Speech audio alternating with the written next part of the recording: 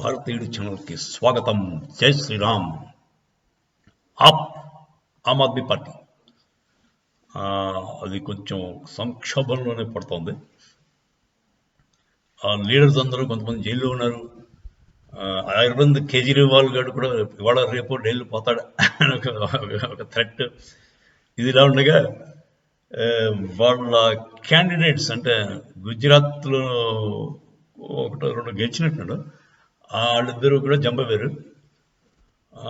అలాగే ఛత్తీస్గఢ్లో కొంతమంది గెలవలేదు కానీ నిలబడిన క్యాండిడేట్, ఓడిపోయిన క్యాండిడేట్, డిపాజిట్లు పోయిన క్యాండిడేట్ ఉంటారు కదా, వాళ్ళందరూ కూడా జంప్ అయిపోతున్నారు. ఇప్పుడు పడవ మునిగిపోతుంటే ఎలకలు బయటకు ఎలా జంప్ అయిపోతాయి? సింకింగ్ షిప్ నుంచి ఎలకల ముందు బయటపోతాయండి. అలాగా జరుగుతుంది. బేసిక్గా ఈ పార్టీలన్నింటికి ప్రాబ్లం ఏంటంటే, అసలు పొలిటికల్ పార్టీస్ అన్నీ మన ఇండియాలో ఎక్సెప్ట్ బీజేపీ పొలిటికల్ పార్టీస్ అన్నీ కూడా ఏదో ఒక వ్యూహంతో, ఒక దొంగ ఆలోచనతో వస్తాయండి. అందరిని మోసం చేసేద్దాం, ఎలాగోలాగా గెలిచేద్దాం, హిందువులనేమో కులాల మీద పరంగా విభజించేద్దాం, ముస్లింలందరినీ ఓట్లు లాగేద్దాం అన్న దొంగ ఎత్తులతోనే వస్తారు తప్ప, వచ్చిన తర్వాత కూడా వాడు మంచి చేద్దామని ఉండదండి. కొల్లగొడేద్దాం, డబ్బులు తినేద్దాం. పాలిటిక్స్ అంటేనే పనికిరాని వాళ్ళు, దొంగలు, మర్డరర్స్, వాళ్ళు ఉండే స్థావరం అని చెప్పి అందరికీ అలవాడైంది. సినిమాలు చూడండి, విలన్ ఉంటాడు ఎప్పుడు, వాడు MLA, MP, chief minister, home minister ఉంటాడు. ఏ సినిమా చూడండి. సో పాలిటిక్స్ అంటేనే ఒక పనికిరాని వ్యవస్థ అని మనకి దృఢంగా నమ్ముతున్నాం. ఒక్క బీజేపీ మాత్రం అలా లేదండి. కింద నుంచి ఒక్క ఎమ్మెల్యే సీటు, 2 ఎమ్మెల్యే సీట్లు, ఎంపీ సీట్లు ఉన్నప్పటి నుంచి కూడా వాళ్ళు జాగ్రత్తగా గ్రౌండ్ లెవెల్లో సిస్టమేటిక్గా పనిచేసుకుంటూ వచ్చారు. వాళ్ళ సిద్ధాంతాన్ని వదలలేదు, అలాగే ముందుకెళ్తారు. అందువల్ల వాళ్ళకి సక్సెస్ వస్తుంది.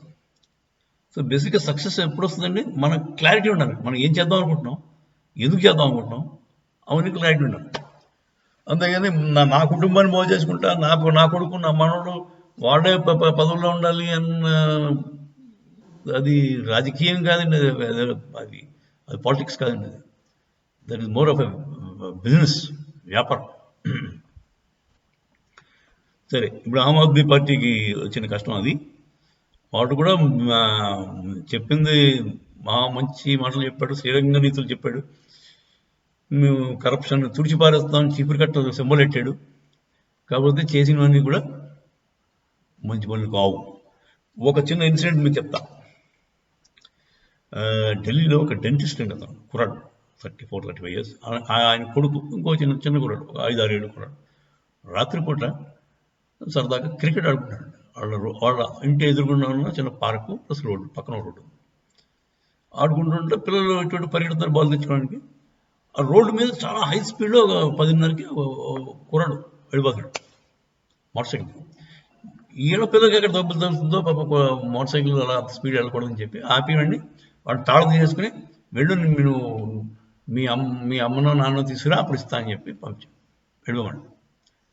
వాడు ఏం చేయడు, వాడు బంగ్లాదేశీ ముస్లిం, రోహింగ్యా వాడు వెళ్ళి వాడు కాలనీకి వెళ్ళి ఇద్దరిని వేసుకొచ్చి వాళ్ళ అమ్మని తీసుకొచ్చాడు. ఆ అమ్మ కొట్టు అంటుంటే, చంపు అంటుంటే, ఈ డెంటిస్ట్ని వాడి పెళ్ళం ముందు, ఆ డెంటిస్ట్ గారి పెళ్ళం ముందు, చిన్న కొడుకు 5 ఏళ్ళ కొడుకు ముందు ఘోరంగా చంపేశారంట రాత్రిపూట 10:30కి ఢిల్లీలో.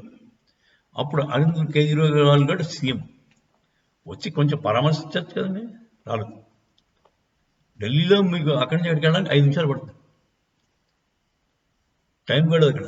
బేసిక్గా ఈ డెంటిస్ట్ని పరామర్శిస్తే వాడికి ఓట్ బ్యాంక్ అంతా కూడా ముస్లింసే. అది దొంగతనంగా వచ్చి ఆధార్ కార్డులు సంపాదించిన వీడిచ్చిన ఆధార్ కార్డు మీద బతికేవాళ్ళు. సో ఈ అపీస్మెంట్ పాలిటిక్స్లో ఉన్న వాళ్ళందరూ కూడా